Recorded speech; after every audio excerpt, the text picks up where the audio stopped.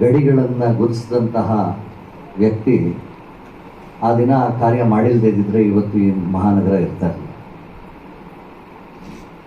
ಹಾಗೂ ಸಹಸ್ರಾರು ಜನಗಳಿಗೆ, ಕೋಟ್ಯಾಂತರ ಜನಗಳಿಗೆ ಒಂದು ಆಧಾರ ಆಗಿದೆ, ಒಂದು ಜೀವನಾಂಶ ಆಗಿದೆ.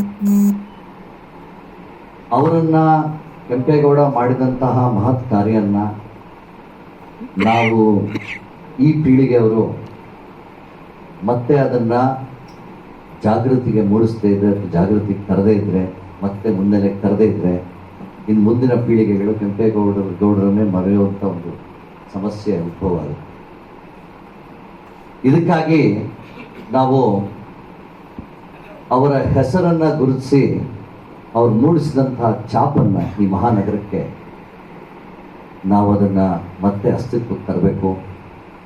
ಇದರಲ್ಲಿ ಎಲ್ಲರೂ ಸಹ, ಇದು ಒಕ್ಕಲಿಗರ ಒಂದು ಹೋರಾಟ ಆಗಬಾರ್ದು, ಇದು ಇಡೀ ಸಮುದಾಯದ ಹೋರಾಟ ಆಗ್ತದೆ, ನಮ್ಮ ಬೆಂಗಳೂರಿನ ನಾಗರಿಕರ ಹೋರಾಟ ಆಗ್ತದೆ.